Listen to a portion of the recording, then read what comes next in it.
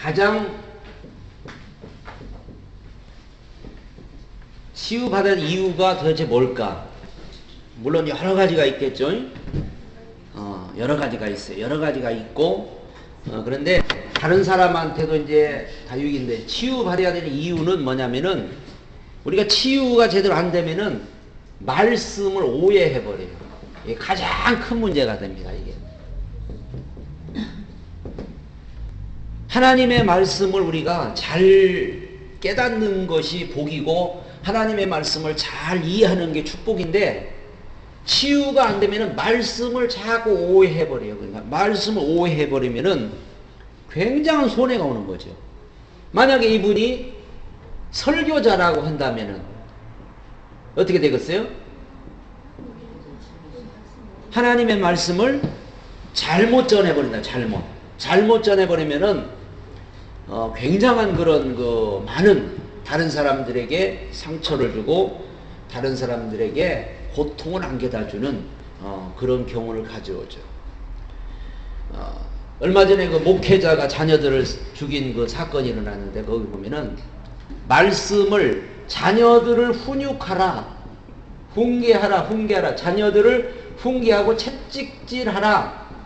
그 잠언서에 나오는 이 말씀을 가지고 자녀들을 때렸어요. 또 고린도서에 나오는 사도 바울은 40에 하나 가만 매를 39대를 맞았다. 그래서 39대를 때렸어요. 진짜로 39대를.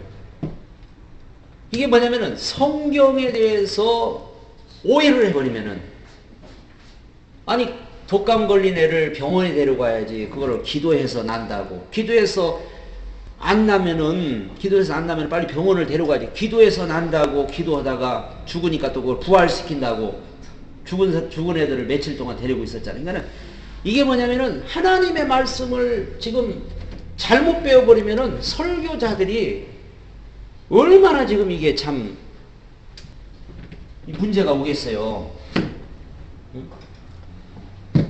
성도들은 한 10명 정도 되고 이제 이런 교회라고 그래요. 그러니까는 이 설교자들이 치유가 안 된 상태에서 목회자가 되고 치유가 안 된 상태에서 성경을 읽고 치유가 안 된 상태에서 기도를 하고 그러면은 이게 잡아요. 치유라는 것은 우리 속에 오직 예수 그리스도가 계시기 위해서 오직 예수 그리스도가 우리 안에서 자정하시고 예수 그리스도가 우리 안에서 주인이 되시고 우리 안에서 살아갈 수 있도록 예수님이 내 안에서 살아갈 수 있도록 하기 위해서 치유를 받아야 되는 거예요. 그러니까 치유가 안 된 상태, 많은 상처들이나 여러 가지 많은 고통이나 여러 가지 많은 어떤 문제들 또 여러 가지 어떤 잘못된 생각들 이런 것들을 가지고 있으면은 예수님을 모셨어도 잘 보면은 자기 생각을 가지고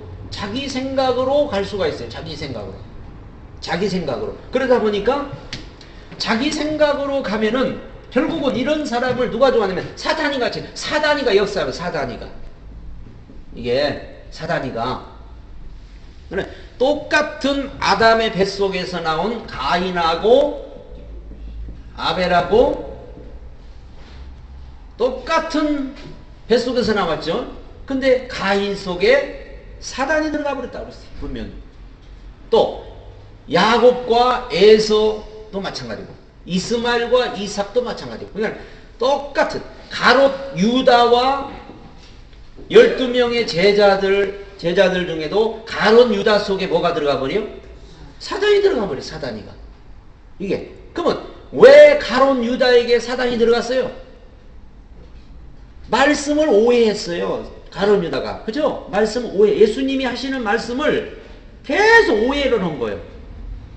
그 오해. 굉장히. 가인도 아담으로부터 하나님의 말씀을 아마 전해 들었어요. 근데 말씀을 오해를 해버린 거예요. 이 오해가 이렇게 무서운 거예요. 유대인들이 왜 그렇게 그랬어요? 유대인들이 말씀을 갖다가 오해를 한 거 아니에요. 말씀 오해해서 자기들은 잘하고 있다는 거예요. 자기들은 제대로 하고 있다는 거예요.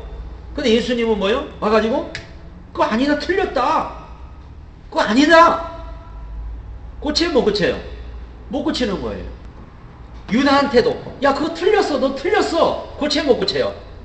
못 고쳐요. 가인은 너 틀렸어, 그거 아니야. 근데 못 고쳐요. 못 고친다니까 이게. 신앙생활 오래 한 사람들도 뭔가 틀렸어요. 그러면 못 고쳐 그거. 얼마나 무서운가를 좀 아셔야 돼요. 그냥 우리가 그냥 막 믿으면 되는 게 아니에요. 예수는 그냥 열심히 믿으면 되는 게 아니에요. 하나님의 말씀을 바로 알고 바로 깨닫고 깨달아도 알아도 우리가 또 이게 잘 못 이해할 때도 많아요. 왜? 하나님의 말씀은 이 말씀은 하늘에서 온 말씀이거든. 땅의 말씀이 아니야. 하늘에서 온 말씀이기 때문에 우리가 오해하기가 참 쉬워요. 우리 오해를 잘한다고요. 말씀에 대해서. 그러니까는 얼마나 많은 사람들이 말씀을 오해하고, 그러니까 우리가 자녀에 대해서도 예를 들어서 그 후손에 대해서도 많은 게 오해를 하죠. 후손에 대해서도 이 후손이라는 것을 사람들은 자녀로 자꾸 생각하는 이것도 오해입니다. 오해. 씨라고 그러죠. 씨. 이게 성경을 우리가 오해해버리면은 그 성경을 가지고 얘기하는데 굉장히 잘못 얘기하는 분들도 굉장히 많아요. 설교를 하시는 분들 중에도 성경을 얘기하는데 잘못해요. 그러니까 여러분이 설교에 있어서도 성경 해석이 우선이 돼야 돼. 성경 해석을 여러분이 제대로 해야만이, 성경 해석을 제대로 할 때 올바른 설교가 나오고 성경 해석을 제대로 해야만이 우리가 하나님의 그 뜻을 온전히 이루어갈 수 있는 거지. 성경 해석 잘못해버리면은 누가 제일 좋아하겠어요? 사단이 제일 좋아하죠. 하나님의 말씀을 잘못 오해하고 있으면은 얼마나 좋아하겠어요. 네가 오해를 하고 있구나. 그러면 즉시로 거기에 하와한테도 뭐요? 하와가 지금 하나님 말씀 뭐요? 오해하고 있잖아요. 그러니까 사단이 그걸 알아버린 거예요. 네가 오해하고 있구나. 그걸 알아보니까 그거 먹어도 안 죽어. 금방 유혹이 들어옵니다. 금방 유혹이. 그만큼 우리가 이 치유받지 못하면은 가장 큰 문제가 뭐 다른 사람한테 피해도 주고 막 그런 것도 있지만은 말씀에 대한 오해, 이게 와버리는 거예요. 말씀에 대한 오해. 그러니까 우리가 늘 우리가 이게 치유받고 진짜 우리 안에 오직 예수만, 하나님의 말씀만 우리 안에 다 거할 수 있도록 하나님의 말씀이 우리 안에서 살아서 운동하고 그 말씀이 우리 안에서 다 뿌리를 내려서 완전히 말씀이 그냥 어디까지? 뼛속까지 들어가야 돼. 뼛속까지. 뼛속까지. 골수까지. 뭐가? 하나님의 말씀이. 그래서 하나님의 말씀이 뼛속까지 골수까지 들어가서 완전히 자리를 잡을 때 그때 역사가 일어나는 거예요. 이해가 돼요? 하나님 말씀. 우리가 하나님의 말씀을, 우리는 하나님 말씀을 그냥 듣고 말아요. 듣고 듣잖아요. 하나님 말씀을 들어서 되는 게 아니에요. 하나님의 말씀은 우리에게 씨라고 그랬단 말이에요. 씨. 심겨져야 되는 거예요. 심겨져야. 이게 씨가, 하나님의 말씀이 심겨지지 않으면은 절대로 역사는 안 일어나요. 10년을 내가 말씀을 들었어도 역사가 안 일어나요. 근데 하나님의 말씀을 한마디로 심겨져 버리면은 거기에는 30배, 60배, 100배 결실이 맺어진다고 말이에요. 그러니까는 길가밭 같은 마음에 안 심어져요. 가시 같은 마음에 안 심어져요.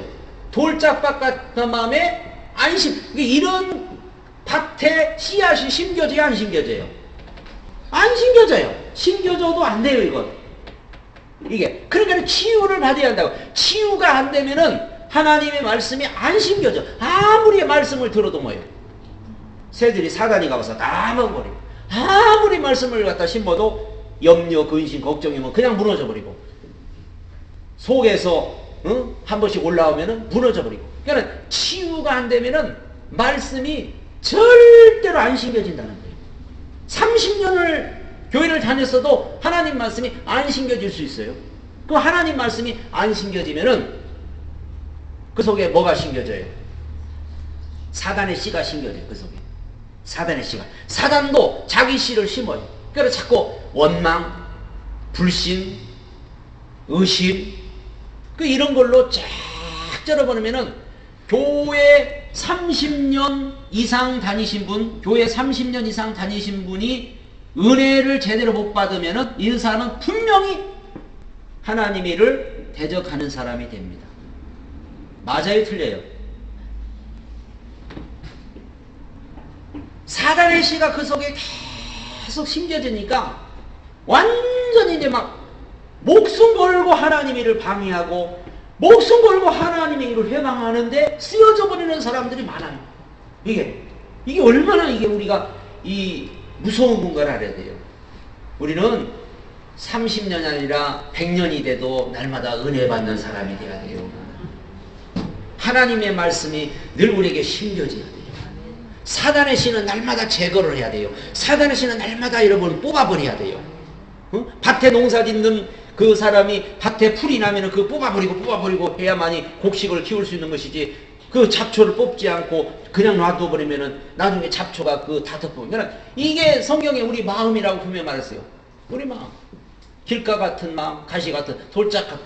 여기에다가 하나님의 말씀에 씨를 갖다가 아무리 뿌려도 안 되는 거예요. 씨는 문제가 없어요. 분명히. 하나님의 말씀은 문제가 없어요. 하나님의 말씀은 분명히 축복이요, 하나님 말씀은 능력이요, 하나님의 말씀은 기적이요, 하나님의 말씀은 은혜요, 하나님 말씀은 지금도 살아본 능력이 있고, 자위의 날선 검과 같아 손과 영과 관절과 골수를 찔러 쪼개지만은 내 마음이 길가밭 같으니까, 내 마음이 가시밭 같고 돌짝밭 같으니까 아무리 힘겨져도 안 되고 뿌려도 안 되고 심어도 안 되고, 몇십 년을 갖다 심어도 몇십 년을 뿌려도 안 되고. 그러니까 정말 우리가 이 치유가 얼마나 여러분이 중요한가를 아셔야 돼요. 병 치유는 아무것도 병 치유가 아니에요. 병 치유가 아니에요. 병은 오히려 치유하는 것보다 있는 게 오히려 그 사람은 더 유익일 수 있어. 병이 있는 사람은 더 하나님을 의지할 수밖에 없고 하나님을 찾을 수밖에 없고. 그러니까 병 치유가 아니고 우리의 이 영적인 문제가 치유되는 것, 그것도 영적 문제가 치유되는 것, 이게 가장 중요한 문제입니다. 영적 문제. 이 영적 문제가 치유가 안 되면은, 이게 왜 기독교인들이, 아니 예수님은 완전한 분이죠.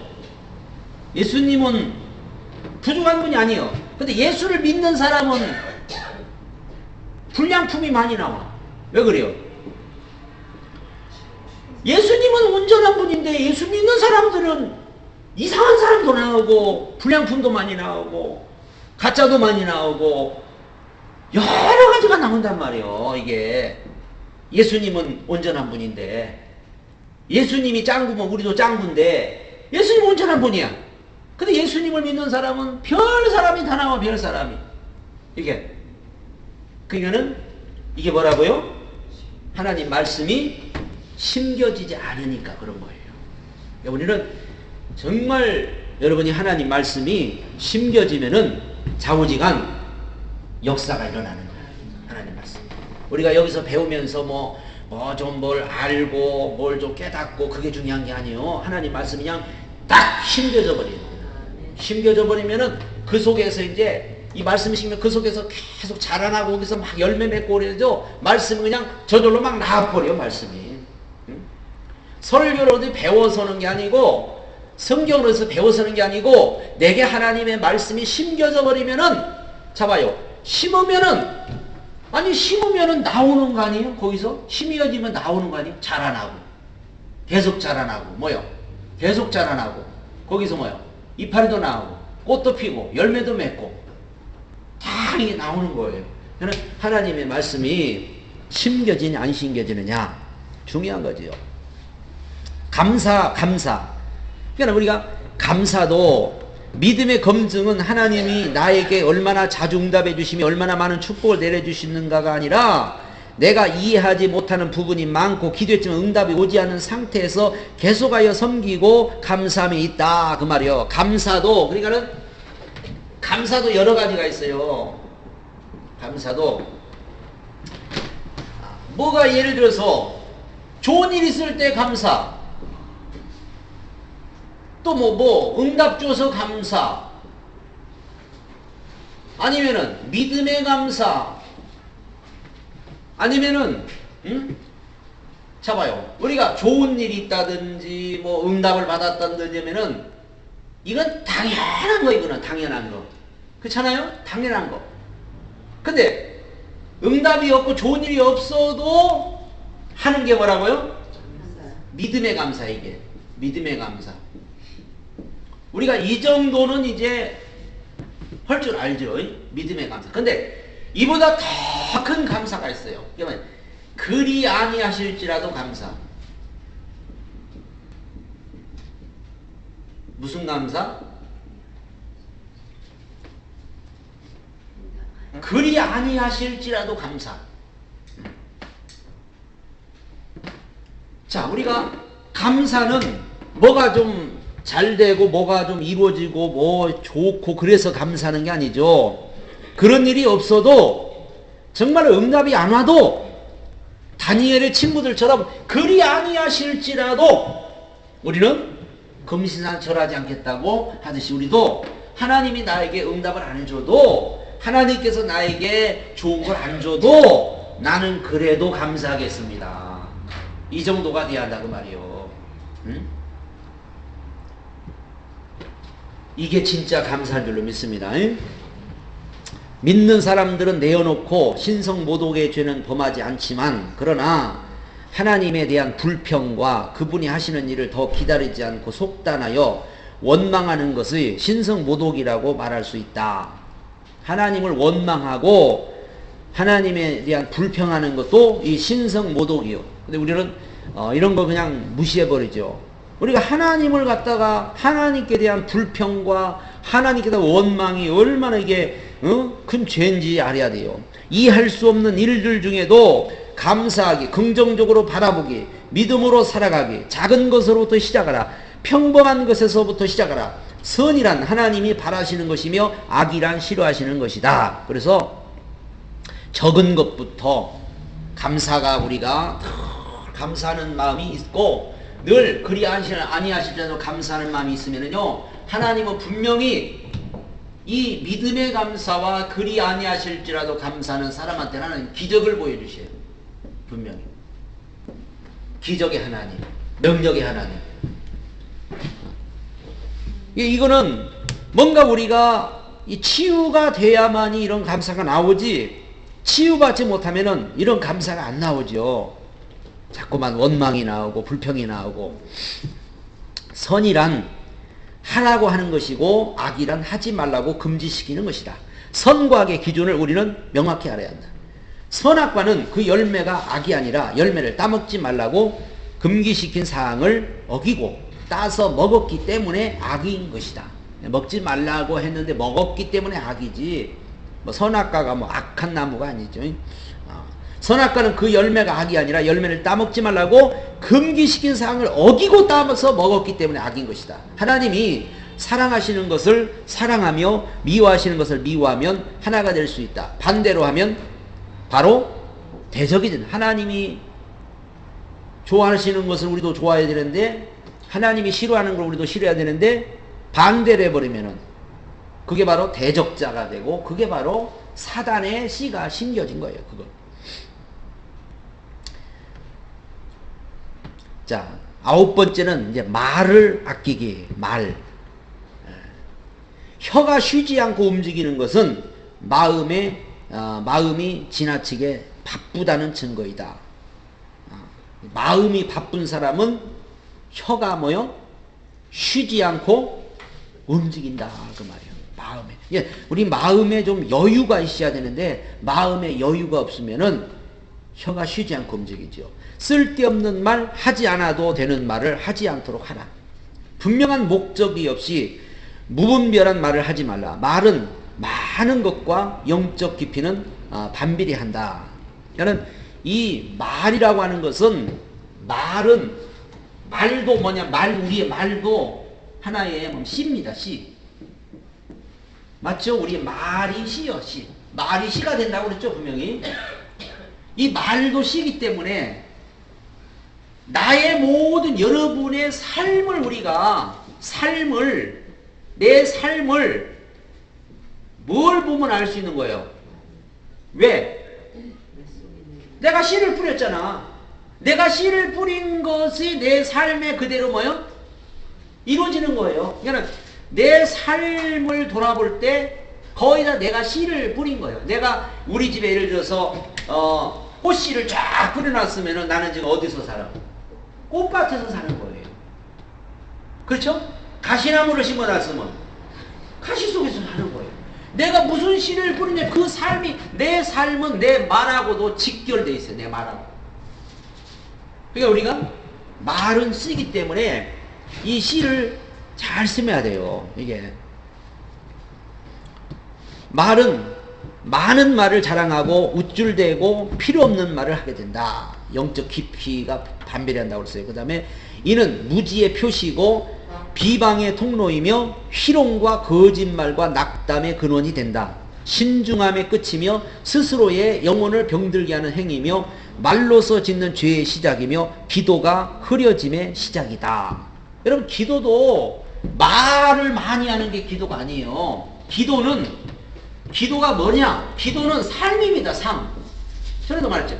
기도는 말이 아니고 기도는 삶이에요. 삶. 내가 아무리 말을 갖다가 거창하고 유창하고 그냥 말을 갖다가 그냥 청산유수처럼 해도 내 삶이, 이게 삶이 제대로 돼 있지 않으면은 그 기도가 제대로 올라가지는 않는 거죠. 그러니까 기도는 삶이고 말은 삶이고 말이 삶이고 기도가 삶이에요. 이 삶과 다 연결되어 있는 거예요. 이게. 그러니까 이 삶을 빼버리면은 뭐예요? 삶을 빼버리면은 말쟁이가 되고 기도쟁이가 되는 거예요. 기도쟁이가. 삶을 빼버리면. 그러니까 기도를 아무리 많이 해도 삶이 제대로 돼 있지 않는 사람은 응답 못 받아요.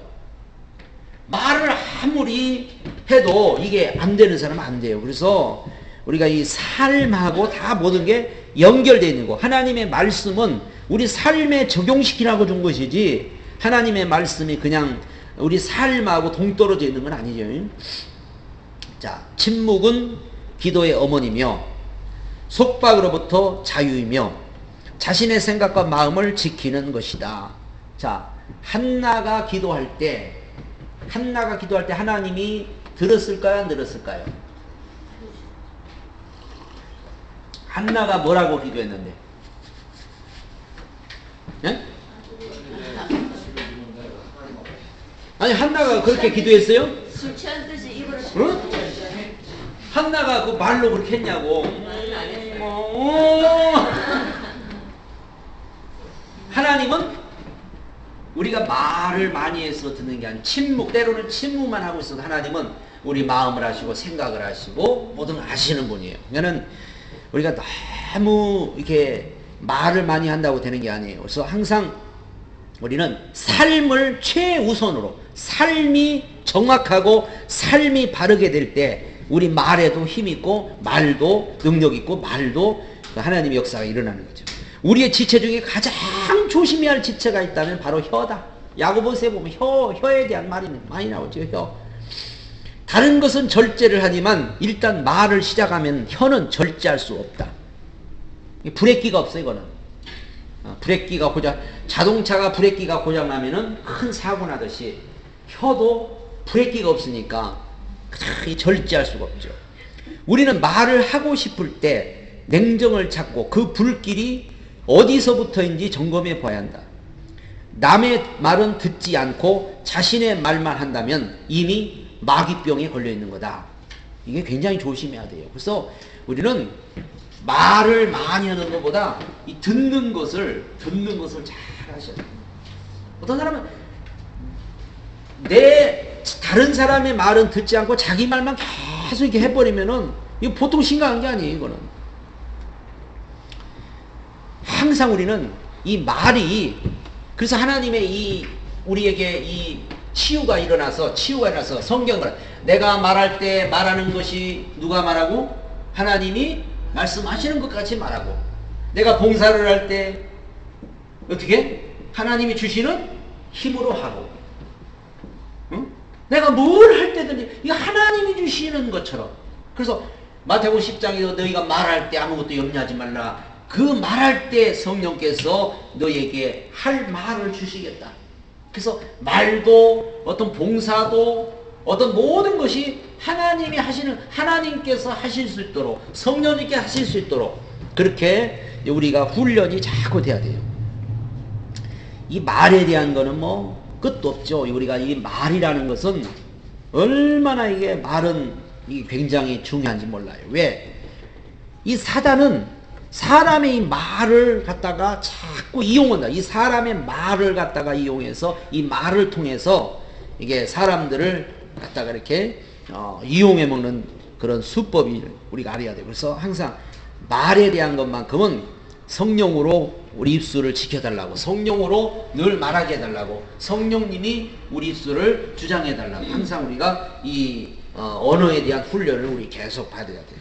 10번째는 이제 호기심 제한하기. 신문, 방송, 많은 매개체들이 호기심을 발동시킨다. 현대는 안방에서 세계 소식을 다 들을 수 있으며 요즘은 인터넷의 발달로 세상과 연결되어 있다. 세상의 소식은 알면 알수록 더욱 알고 싶어지게 된다. 세상의 지식과 정보, 세상의 흐름과 변화에 호기심으로 가득 차 있다. 외부의 일에 관심이 많을수록 자신의 내면에 대해 무관심해진다. 정신이 밖으로 집중될수록 내면으로부터 분산된다. 외부에 대해 관심이 많이 가질수록 관심을 다 빼앗기게 되며 다른 면으로는 관심과 흥미를 알게 된다. 이거는 뭐 남의 어떤 얘기 뭐 이런 것에는 사람들이 그냥 귀가 솔깃하고 어떤 세상에 뭐 얘기 이런 데는 그냥 귀가 솔깃하죠. 그러니까 그런 것들은 막 알고 싶고 막 그런 거는 막장 그렇게 되죠. 그쪽으로 쏠리게 돼 있어요 이게. 그래서 정신이 자꾸 바깥으로 우리가 쏠리면 또 어떤 바깥에 다니는 거를 좋아하는 사람, 놀기 좋아하는 사람, 뭐 이렇게 바깥으로 돌기를 좋아하는 사람은 관심이 그쪽으로 전부 가 있으니까는 전부 그쪽으로 이게 분산이 돼버려 이게. 그래서 이런 사람의 특징은 뭐냐? 자기 자신에 대해서 잘 모른다는 거예요. 자기 자신. 자기 자신을 잘 점검할 수 있는 사람은요, 묵상입니다. 묵상. 묵상을 통해서 우리가 적어도 하루에 한 번씩은 그래도 이제 우리가 항상 이 묵상 시간을 가져야 돼요. 이 묵상을 통해서 내 속을 보는 거죠. 내 속. 내 속을 보니까 오늘도 더러워졌고. 그러니까 우리가 겉은 예를 들어서 아이고 오늘 바깥에 나갔다 왔더니 아이고 먼지도 끼고 아주 그냥 찌푸덩하니까 아이고 목욕도 하고 그냥 바깥에는 우리가 세수도 하고 막 바깥에는 막 닦고 청소. 정작 속을 닦아야 되는데 오늘 내가 사람들하고 대화하고 사람들하고 또 어디 막 가서 보고 뭐 어디 막 돌아다니고 그래가지고 겉만 더러워진 게 아니라 우리 뭐요? 속도 더러워졌어. 보는 거, 눈으로 본 거 가지고 더러워졌고 듣는 거 가지고 더러워졌고 말하는 거 가지고 더러워졌고 우리가 그냥 겉사람만 관리할 게 아니라 속사람 우리는 항상 이 속사람은 관리를 해줘야 돼. 이거. 그래서 속사람을 청소를 해야 돼. 청소. 겉사람만 청소하는 게 아니고 겉사람만 모욕시키는 게 아니고. 그래서 이제 다음 시간에는 이제 한참 저 뒤쪽에 가서 있네. 10번째 마음 청소와 마음 지키기 26페이지. 이런 청소가 이게 돼야지. 청소가 안 되면은 우리는 겉은 청소 잘하잖아요. 겉은 청소 잘하죠. 갔다 오면 막 여자들은 뭐 발라가지고 또 막 크렌즈인가 뭔가 발라가지고 싹 또 닦아내고 응? 아주 그냥 머리도 나는 한 3일에 한 번씩 깎는데 야 머리도 야 일주일에 하루에 한 번씩 깎고 야 뭐 하고 아주 그냥 청소 얼마나 잘하는지 몰라요. 근데 우리가 진짜 뭘 청소해야 돼요? 우리 속사람을 자꾸 청소해. 속사람 속을 닦아야 돼. 속을.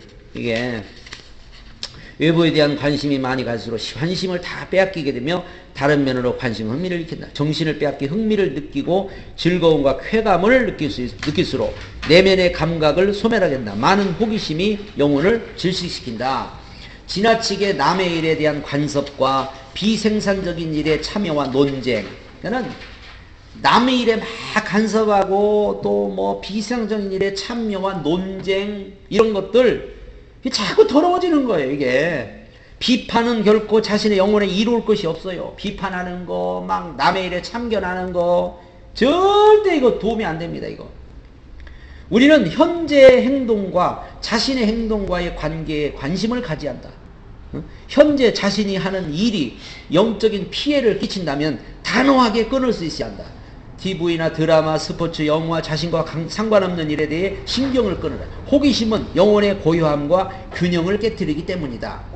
주변에서 일어나는 사건에 대해 재판관이나 배심원이 될 필요는 없다. 우리는 자꾸 자기가 막 그것을 막 간섭하고 자기가 가서 그거를 막 그냥 재판관이 되고 그냥 판사가 되고 막 배심원이 되고 막 이렇게 하는 게 이게 유익이 안 된다니까요. 이 시대는 정보의 홍수 시대다. 정보는 유익한 것도 있지만 무익한 것이 더 많다. 국제정세, 타국에서 일어난 전쟁, 국내 정치, 경제 문제, 국제정세와 같은 호기심을 발동시키고 모이면 대화와 꽃을 피울 수 있는 소재들이 너무나 많다. 어제 뉴스를 보았으면 다음날 대화는 뉴스의 내용으로 이어진다. 지나치게 집착하지 말고 많이 하려고 하지 말며 아는 것을 자랑삼아 말하려고 하지 마라. 필요 없는 일에 근심하지 맘대로요. 그런 사람이 인정 안 해줘도 사람들이 왜 이렇게 미움냐고 해도 하나님이 이쁘다고 하면 이쁜 거예요. 하나님이 우리 사랑한다면 사랑한 거예요. 그렇잖아요. 거짓되고 가장하며 살 때 우리는 진실을 잃게 되고 영성은 퇴보하며 고개사와 같은 위태한 삶을 살게 된다. 우리는 거룩한 척, 겸손한 척은 할 수 있으며 사람들은 이에 속지만 그러나 하나님은 절대로 속지 않으신다. 그러니까 이게 참 척하는 거 이게 굉장히 위험한 거예요. 이게 그러니까 막 어디 가서 이렇게 막 드러내기를 좋아하는 사람들, 부흥사라든지 뭐 이런 찬양 사역자들라든지 어떤 바깥에 다니면서 이렇게 사역하는 사람들 거의 다가 이런 경향이 많아요. 남한테 드러내기 위해서 척하는 거 이게. 근데 하나님은 안 속아요. 하나님 우리 속 사람을 본다니까. 우리 속을. 그래서 하나님은 외모로 사람을 취하지 않는다. 하나님 우리 속 사람을 보고서 이쁘다고 그러고 속 사람을 보고 사랑한다고 그러고 속 사람을 보고서 하나님은 모든 것을 평가하시지 우리 겉사람 보고 평가하지 않아요. 하나님은 절대로. 자신의 약점을 하나님께 고백하면 그 약점은 사단이 공격할 수 없도록 막아주신다. 그러나 감춘다면 사단의 공격 목표가 되고 하나님 보호하잖아요. 그러니까 우리 어떤 약점이라는 건 하나님 앞에 도움을 청하고 하나님께 해야지. 그걸 왜 가려? 감추는지 몰라. 그걸 왜 감춰? 왜 그걸 가리냐고. 하나님의 도움을 받아야 되는데 내가 연약하고 나는 부족하고 나는 정말 허물이 많고 이런 거를 하나님 앞에 다 내놓으면 하나님이 다 막아주시고 도와줄 텐데 그런 것들을 사람들은 다 감춰버리죠. 이게 감춰버리고 그런 것들을 드러내질 않아. 그래서 자신이 뭔가 대단한 것처럼 자신이 뭔가 뭐 있는 것처럼 자신이 뭔가 그냥 뭐 갖춘 것처럼 막 이게 포장을 하죠. 포장을. 그러니까 그게 뭐가 된다고요? 사단의 공격 목표가 돼버리는 거예요. 이게 겸손은 낮아지는 것이지만 올라가는 것이다. 작아지지만 커지는 것이다. 겸손은 진정한 자유와 편안을 소유하게 해준다. 자신의 평판을 유지하려고 지나치게 애쓰지 말라. 사람들에게 위대하게 보이려고 겸손하게 보이려고 애쓰지 말라. 사람에게 인정받고 보이기보다는 하나님에게 보이려고 하라. 은밀한 중에 하나님은 우리의 작은 것에서 생각과 마음에 숨겨진 비밀까지도 알고 헤아리고 계신다. 우리가 겉으로 막 이런 거 너무 이런 것들을 포장하고 겉으로 막 내세우고 하는 거는 이게 참 어떻게 보면 화장도 너무 그냥 쨍하게 막 해가지고 그냥 저기 연예인들처럼 막 그건 안 돼. 수수하게 그냥 하시고 그래야지. 그래도 이뻐. 다 이뻐. 은혜 받은 사람은 그냥 다 이뻐. 그냥 막 입술 연지곤지 막 바르고 그냥 막 시커멓게 막 그냥 빨갛게 바르고 그렇게 안 해도 근데 또 지저분하면 안 되잖아요. 그렇죠. 그러니까 깨끗하게 해야지. 근데 너무 요랑 떨지 말란 말이지. 이 연예인들은 굉장히 이게 막 그 색깔을 칠하잖아요. 그 우리 예수 믿는 사람들은 그냥 간단히 뭐 그냥 바를 거 바르고 그래도 그냥 다 예쁘잖아. 여러분 예쁘잖아. 그죠? 예뻐요.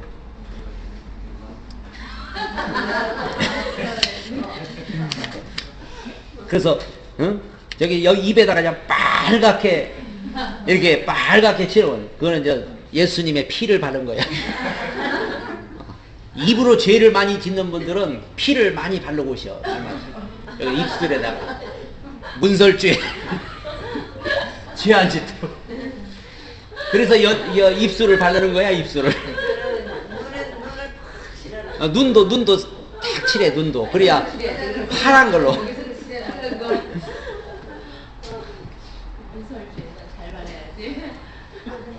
우리가 너무 그냥 어느 정도는 괜찮아요. 어느 정도 우리가 꾸미는 거는 우리 예수 믿는 사람도 멋있게 꾸미고 그래야지. 근데 너무 도가 지나치는 거는 그건 안 좋다 그 말이에요. 도가 지나치는 거는 그러니까 예를 들어서 속도 깨끗해 하고 겉도 깨끗해 하면 좋잖아. 그렇죠. 속도 깨끗해 하고 겉도 근데 속은 그냥 지저분하고 속은 그냥 완전히 그냥 구데기가 나오고 있는데 겉만 그냥 번지르르하면 그거는 안 된다. 속도 깨끗이 하고 겉도 깨끗이 하고.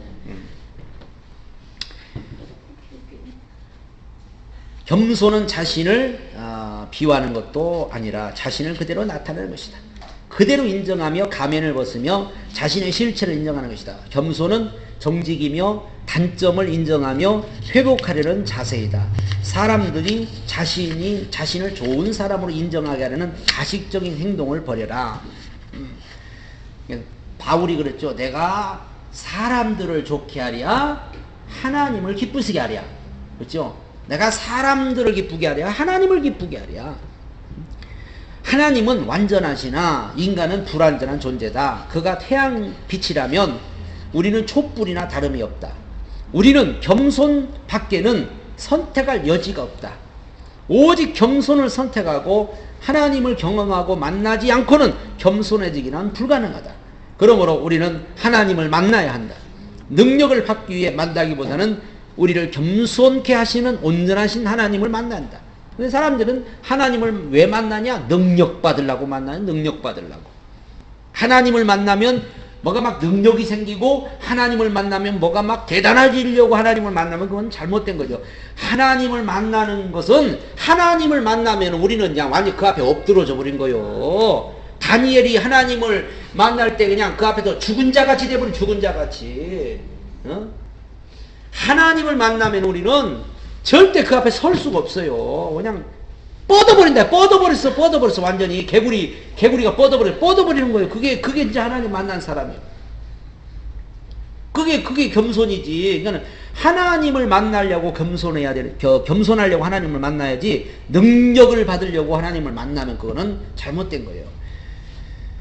내 마음은 온유하고 겸손하니 내게 배우라고 예수님 그랬잖아요. 우물 안의 개구리는 자신의 왜소함을 알지 못하고 자신이 가장 위대한 존재라고 착각하며 산다. 개구리처럼 우리도 많은 착각 속에 살아가고 있다. 이 사람을 보고 저 사람을 보고 그보다 자신이 더 괜찮은 사람이라고 착각하며 살고 있다. 우물안 개구리는 교만할 수밖에 없다. 그러나 나오면 겸손해진다. 작은 인간관계, 사람들을 통해 보는 자신, 거울에 비춰진 우리 우리를 속이고 기만하지만 전혀 깨닫지 못하고 살아간다. 위대한 하나님 앞에 비춰진 자신의 흉한 모습, 죄로 얼룩진 자신의 영혼을 보면 그제야 자신의 가난함, 무지함을 발견하고 애통하며 울게 된다. 자신을 비로소 깨닫게 되고 자신과 함께 살면서 한 번도 볼 수 없었던 자신을 보며 발견하게 된다. 하나님을 알려고 노력하면 노력한 만큼 자신을 알게 되며 볼 수 있게 된다. 다른 사람을 비방하고 잘못을 용서하지 않는 이유는 자신이 교만하기 때문이다. 자기를 모르는 사람은 다른 사람도 이해를 못해요. 다른 사람도 이해 못하고 다른 사람도 봐줄 수가 없는 거죠. 자신을 자꾸 보니까 나는 저 사람보다도 못하고 나는 저 사람보다도 약하고 나는 저 사람보다도 못났고 자꾸 그게 보여지는 거예요. 이게 자꾸만 자기 자신에 대해서 하나님을, 이게 우리가 하나님을 알면 알수록, 하나님을 많이 알면 알수록 나는 점점 작아지고, 하나님을 더 크게 알면 알수록 나는 더 적어지고, 하나님을 요만큼 알면은 나는 이렇게 커지고. 어떤 사람은 자기하고 하나님만 맞먹으려고 하는 사람도 있어요. 하나님하고. 하나님을 알아갈수록 나는 점점 뭐요? 줄어드는 거예요. 하나님을 알수록 더 줄어들고. 이렇게 많이 하니까 이렇게 하고, 완전히 크게 하니까 티끌만 두면 바울, 나는 티끌이다, 티끌. 이렇게 우리가 하나님을 알면 할수록 겸손해질 수밖에 없고 낮아질 수밖에 없다고 말이에요. 그리스도 영이 있는 증거는, 그리스도 영이 없으면 그리스도 사람이 아니라고 그랬죠. 겸손하며 남을 불쌍히 여기며 온유합니다. 성숙은 자신에게 높은 기준을 세우고 타인에게는 관대함을 말한다. 교만한 것은 자신이 죄인임을 모르기 때문이다. 교만은 자신이 죄인인 것을 몰라요. 우리는 매스컴을 통해 세상에서 벌어지는 악한 일들을 많이 본다. 그들과 자신과 비교하여 자신을 선하다고 인정하는 것은 큰 실수이다. 죄는 마찬가지다. 크던 적던 죄는 죄이기 때문이다. 강도와 살인자와 자신을 비교하지 말라. 겸손을 기르는 가장 좋은 방법은 우리를 다른 사람과 비교하지 않는 것이다. 그래서 상대방에 대해서, 어떤 사람에 대해서 비교하지 말고 불쌍한 마음을 우리가 가져야 돼. 불쌍하다, 참 불쌍하게 생각을 해야지. 나쁜 놈처럼, 나쁜 놈장처럼 때려 죽일 놈, 너는 안 때려 죽이냐? 똑같이. 그냥 불쌍하다, 참 불쌍하다, 이게 불쌍한 마음은 우리가 가져야죠. 아이고, 사단한테 속아가지고 불쌍해서 사단이 참 가지고 쓰고 있구나, 이렇게 우리는 생각해야죠. 이게 겸손을 배양하는 가장 좋은 방법은 우리를 예수님과 비교하는 것이다. 다른 사람들이 자신과 같은 환경, 장점과 이점을 가졌다면 그들은 나보다 훨씬 더 충실한 인생을 살았을 것이며, 자신이 그들이 가진 어려움과 단점을 가졌다면 그들보다 훨씬 악한 일을 저지르고 깊은 죄악 속에 빠졌을 것이다. 비교하지 말고 불쌍히 여기라. 그리고 배우고 깨달으라. 다윗이 우리보다 못해서 간음을 저질렀을까? 베드로가 우리보다 못해서 예수님을 부인했을까? 롯이 우리보다 못해서 소돔과 고모라 땅으로 이주했던가? 가룟 유다가 예수님을 팔았는가? 아나니아 삽비라는 어떠한가? 우리 안에 간음한 다윗이 있고 부인한 베드로와 유다, 아나니아와 삽비라가 존재한다. 단지 그런 상황을 만나지 않았기 때문이다. 그러므로 우리는 누구도 정지할 수도 무시할 수도 없는 사람들이다. 겸손을 우리로 하여금 파도에 밀려가지 않도록 제자리를 지키게 해주는 닻이다. 그리고 겸손은 바람을 받아 멀리 갈 수 있도록 해주는 돛대이다. 그래서 우리 속에도 다 이런 게 있는 거예요. 근데 있는 거기 때문에 우리는 어떤 상대에 대해서 그렇게 하면 안 되죠. 세 번째, 고통과 영적 성장. 누구나 고통을 싫어하고 기피한다. 본능적으로 고통을 싫어하지만 인생에서 고통을 만나게 된다. 마리아와 요셉의 경우에 그들이 받는 고통은 그들의 영혼을 성숙시켜 주었다. 마리아의 임신은 그녀에게 처절한 고통이었다. 처녀의 몸에 생명이 잉태된다는 것은 마리아에게 죽음과 같은 것이었다. 당시 가늠한 여인에게는 돌에 맞아 죽게 되어 있었다. 또한 요셉에게도 엄청난 고통을 감수했다. 고통에는 이유가 있다. 고통은 영성을 성장시키는 기폭제 역할을 한다. 인간은 고통이 와야 비로소 자신을 돌아보고 하늘을 쳐다본다. 그러니까 고통은 이유가 있어요. 고통은 축복이요. 고통은 우리를 영적으로 성장하게 하는 하나님의 방법이죠. 그렇기 때문에 안 믿는 사람에게 오는 고통은 뭐 예수 믿으라고 오는 고통이고, 너 빨리 예수 믿으라, 예수 안 믿는다가 지옥 간다 하는 고통이고, 믿는 사람한테 오는 고통은 너 빨리 성장하라, 너 빨리 성숙해라, 그래서 오는 거예요. 이게 간단한 거예요. 이게 두 가지. 그러니까 안 믿는 사람한테는 다른 거 없어. 안 믿는 사람 무조건 믿으면 돼야. 무조건. 우리 믿는 사람은 무조건 성장하고 무조건 여러분이 그걸 이겨야 우리에게 복이 되는 겁니다. 시편 119편 67절에 고난 당하기 전에는 내가 그릇 행하였더니 이제는 주의 말씀을 뭐요? 지키나이다. 주는 선하사 선을 행하시오니 주의 율례로 나를 가르치소서. 주님의 일생을 기억해보라. 태어나면서 죽음의 십자가까지 안락하고 쾌적한 환경, 진수성찬이 어디에도 없다. 오직 고난의 연속이셨다. 그는 그가 받는 고난을 두려워하지 않았고 기꺼이 쓴 잔을 받아 마셨다. 우리는 고난을 거부한다. 그리고 즐거움을 찾아간다. 이 부분이 옛날의 신앙인들과 다른 부분이다. 그리고 이러한 현상은 앞으로 더해갈 것이다. 더 편안함과 더 풍성함과 과학과 문화를 즐기려고 할 것이다. 자연은 점점 더 파괴되어 갈 것이며 사람들은 고통을 자신에게서 더 멀리 던져버리려고 할 것이다. 그래서 사람들이 고통을 자꾸 싫어하고 넓은 길로, 그래서 많은 사람이 넓은 길로 간다고, 좁은 길로 가지 않고, 우리 주님은 좁은 길로 가라고, 너희가 좀 고통이 있어도 힘들어도 좁은 길로 가라고 그러는데 그냥 편한 길, 넓은 길, 고통 없는 길을 사람들은 선택하지요. 아이 낳는데 노주 가면 이제는 고통 안 받으려고 뭐요? 그냥 그 뭐 수술해서 낳잖아요. 수술해서.